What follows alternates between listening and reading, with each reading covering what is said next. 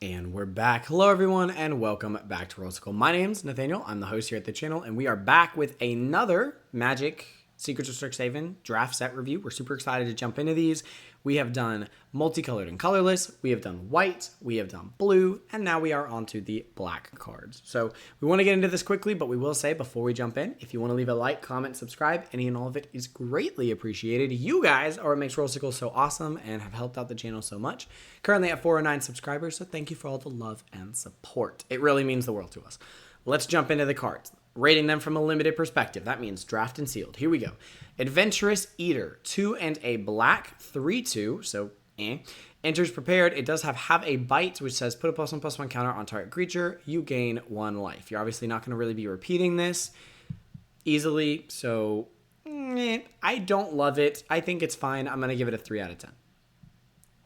Arcane Omens, 4 and a black sorcery, converge. Target player discards X cards, where X is the number of colors of mana spent to cast this spell. So this is a 5 mana discard, probably 2 or 3 on somebody. Could be powerful, but also very likely to be a dead card in hand. I don't love these effects, especially with how much graveyard synergy there is in this set, so I'm going to give this a 3 out of 10. Arnin, Deathbloom Botanist, 2 and a black vampire druid, 3 mana, 2/2 with Death Touch. Whenever a creature you control with power toughness 1 or less dies, target opponent loses 2 life and you gain 2 life. That's a pretty powerful effect, obviously huge and constructed. However, I don't know how often that's happening. It doesn't feel great. So I think I'm probably going to have to give this a 3 as well. I mean, this is a lot of relatively weak cards, but I don't love that it's under par, even with the Death Touch. Like, yes, you might trigger this a few times, but really want to see that at least be 3 in one of the departments. Burog Banemaker, 1 black, 1/1 Death Touch. This is already better. 1 and a black. It gets +1/+1 till end of turn. And you can do that multiple times. So this is a mana sink in the late game if you really need to. I actually like this more than I like this one just because it's consistent. It's actually on par, and I'm more likely to be happy to lose this creature at 1 mana than to lose this one at 3. So I'm going to give this one a 4 out of 10. Cheerful Osteomancer, 3 and a black orc warlock. 4/2 and it enters prepared. I don't love 4/2 for 4, but let's see what it does. Raise dead. Return target creature card from your graveyard to your hand. 1 mana. That effect is very powerful on a creature, so I will say that coupled with the price of the creature probably is worth the 4 mana. So I will give it a 4 out of 10. Cost of Brilliance. 2 and a black sorcery. Target player draws 2 cards and loses 2 life. Put a +1/+1 counter on up to 1 target creature. So 3 mana, draw 2, and put a +1/+1 counter, all at the expense of 2 life. Very powerful. I like this a lot. 4 out of 5, or 4 out of 10. Maybe bordering even on a 5. I love card draw effects, even if it costs you a little bit of life. Sure. Here we go. This is going to be our Paradigm. Looks like there's one of these in every color. Decorum Dissertation. 3 and 2 black. Target player draws 2 cards and loses 2 life. That is risky. So every turn... Okay, it does say you may cast a copy of it from exile. So you actually don't have to. So this is just an optional 5 mana, draw 2, lose 2 life. Obviously, when you first play this, you're a little weak on the mana value of it, but then it's just gone. Like, I don't even know how someone is supposed to stop it. You're just double Phyrexian Arenaing every turn. As long as you have the life for that, you're chilling. So this is an extremely powerful card. I'm going to put it up there with the rest of them. 9 out of 10, maybe even a 10 out of 10. Extremely powerful. This is hard to beat. Hard to beat. Maybe it's not quite as powerful as just copying creatures, so maybe it ekes down to an 8. But card draw is just so powerful. So I don't know. I feel like it probably does. Dissection Practice. 1 black instant. Target opponent loses 1 life. You gain 1 life. Up to 1 target creature gets +1/+1 until end of turn. Up to 1 target creature gets -1/-1 until end of turn. I think this just does a lot, right? Like, I mean, imagine being at 1 and then they have this. That's huge. Up to 1 target creature. This could save a creature and this could kill a creature. It also could go on creatures fighting each other and be a 2-way swing. I think all of that is well worth 1. This feels like a strong combat trick. I'm going to give it a 4 out of 10.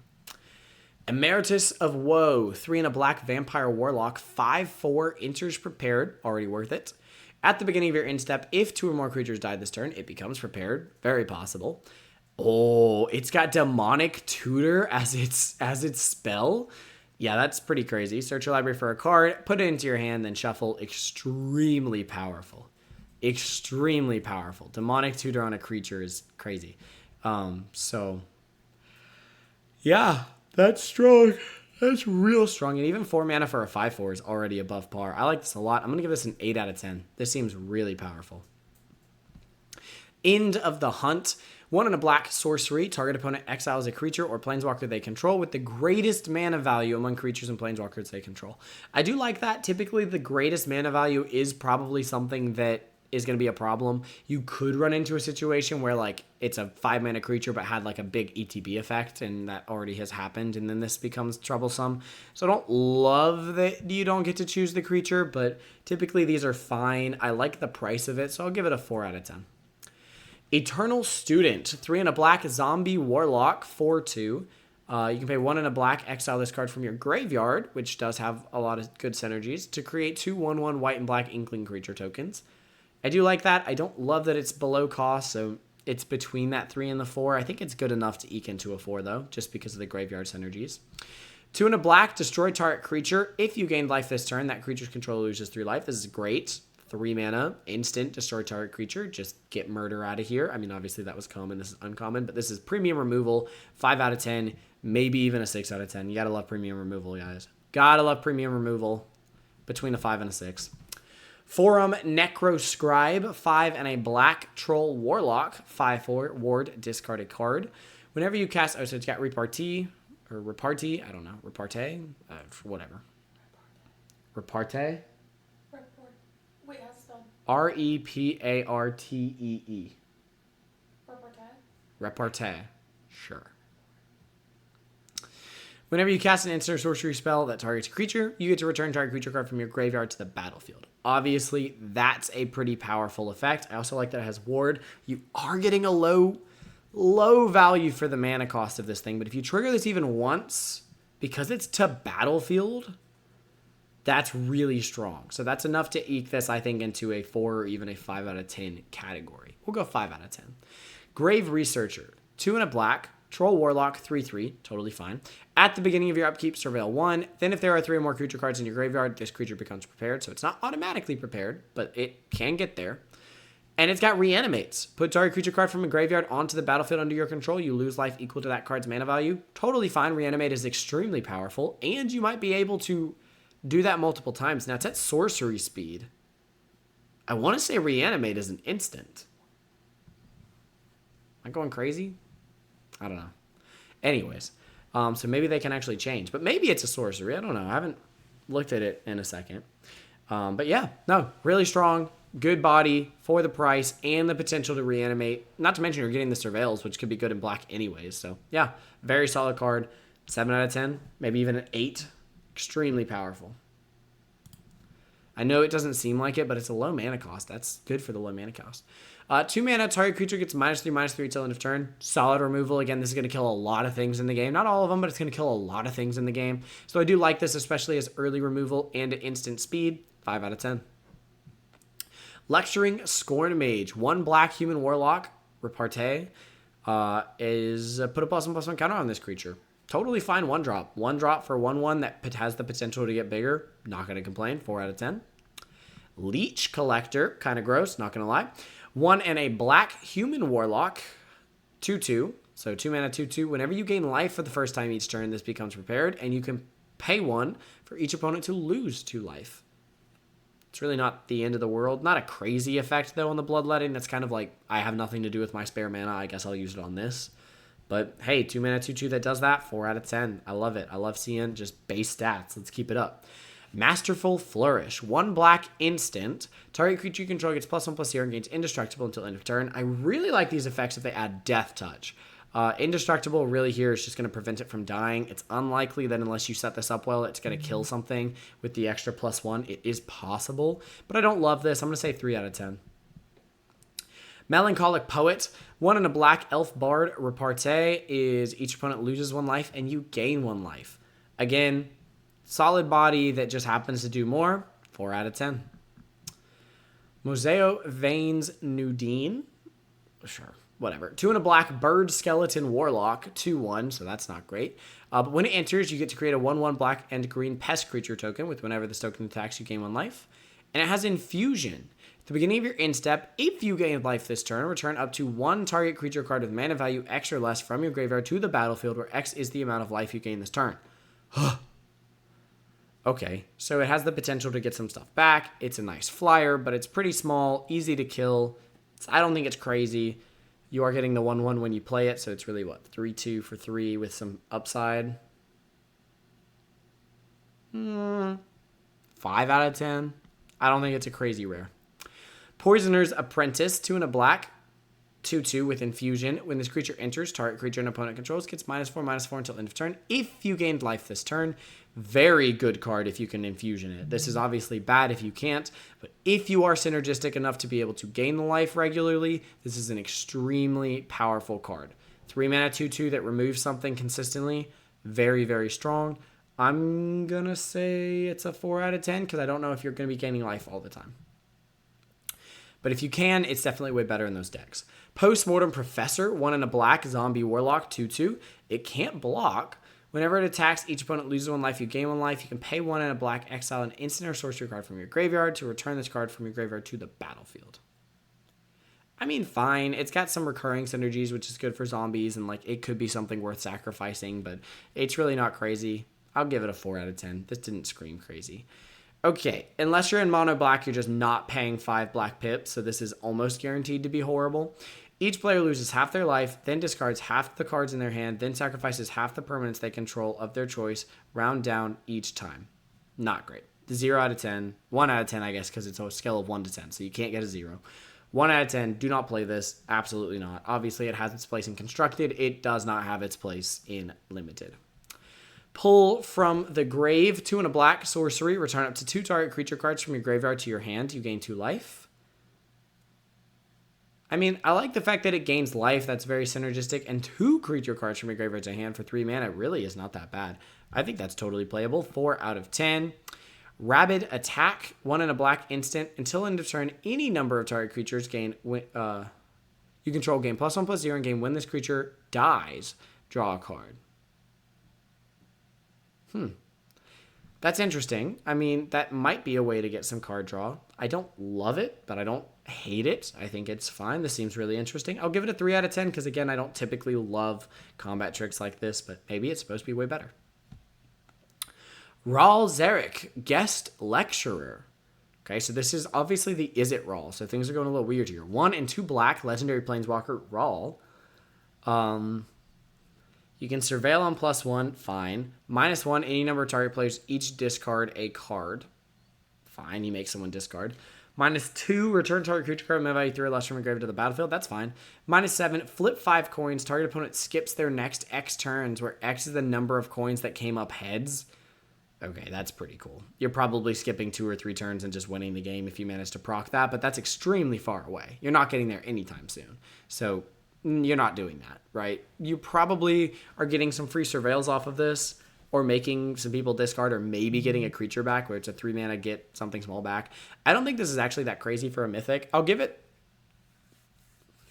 what I think 5 out of 10, bordering on 6, but I don't even know if it's that high. So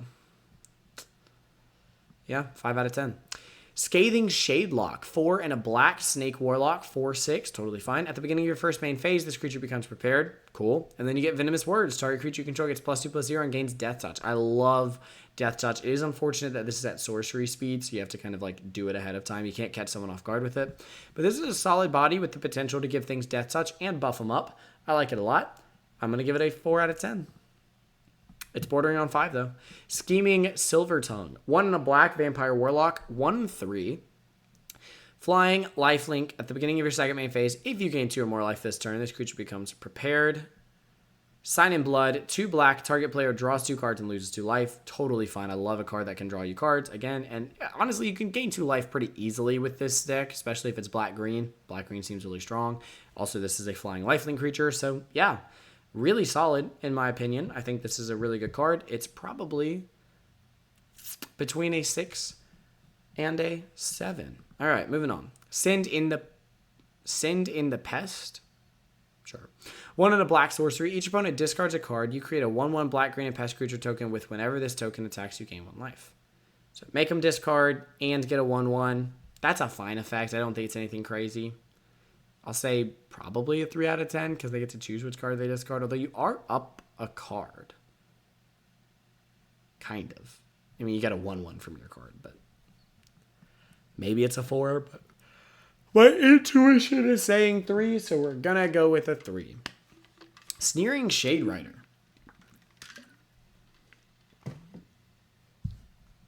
Four and a black, 3/3 flyer. When it enters, each opponent loses 2 life. You gain 2 life? No. Nope. I do not want to pay 5 mana for a 3/3 flyer, even if I get some life out of it. Absolutely not. 3 out of 10, maybe even a 2 out of 10. Don't play this guy. Tragedy Feaster. 2 and 2 black demon, 7/6. Whoa. Trample. Ward, discard a card. At the beginning of your end step, sack a permanent unless you gained life this turn. So you do have to have a consistent way to gain life to play this guy. But if you do, you're running free. You're doing great. And honestly, sacking a permanent might even be like sack a 1/1 worm dude if you weren't able to gain life. So you'll probably survive. This thing's very worth having. Extreme power and toughness difference here. So yeah, I like this guy a lot. And then even if they target it, you're getting value because you're up a card. So love this guy a lot. 7 out of 10, maybe 7 and 8, somewhere in there. Ulna Alley Shopkeeper. Ulna Alley Shopkeep. 2 and a black goblin warlock. 2/3 with menace. It gets +2/+0 as long as you gain life this turn, so it becomes a 4/3 with menace. Fine. I don't love it because, again, I don't love getting the normal value on my creatures requiring me to do something. I like them being normal value, and then if I do something, they become extra good. So I'm going to say 3 out of 10. Wander Off. 3 and a black, instant, exile target creature. Again, no restrictions, just 4 mana, exile target creature. I love it. I call it premium removal. 5 out of 10. I also love the art. That art is beautiful. Withering Curse. 1 and 2 black. All creatures get -2/-2 until end of turn. If you gain life this turn, destroy all creatures instead. So this is a 3 mana, likely in the right deck, board wipe. Again, board wipes are very strong if you know when to play them in Limited. So I think that this is going to be a very strong card. That being said, they're only so strong if you don't have something good to follow it up or your opponent can follow it up better. So I'll probably give this between a 5 and a 6. But, if you have the right time to play it, then you have the right time to play it. And that's going to be that. All right, we'll get to this card next time. So those are all of the black cards. Again, thank you so much for watching the video. We want to know what you think down in the comments below. Did I get them right? Did I get them wrong? How are you feeling about Secrets of Strixhaven? We have 2 more colors to get through. We have red and then green, and we have covered all the cards in the set. So I'm super excited to get through it. Definitely getting excited for the pre-release. And of course, if you're following these, you will notice that there will be one coming out all the way up to Friday, which is where pre-release begins. So this is a set I'm definitely really excited to get to the table. It's looking like a lot of fun. They put a lot of love and care into it, and you can tell. So, while we might have our reservations about Magic, I'm at least very happy that there still are sets that feel like Magic. So this is definitely one of them. Again, let us know down in the comments below what you think. Leave a like on the video if you liked it. And of course, subscribe. Subscribing helps us out the most. So thank you all to the 409 of you that have subscribed. And if that number hasn't changed, you could be 410. If it has, you could be whatever number we need next. So thank you so much for all the love and support. We will see you guys in whatever comes next. But until then, may those rolls be ever in your favor. We'll see you guys next time. Peace out. Bye, y'all.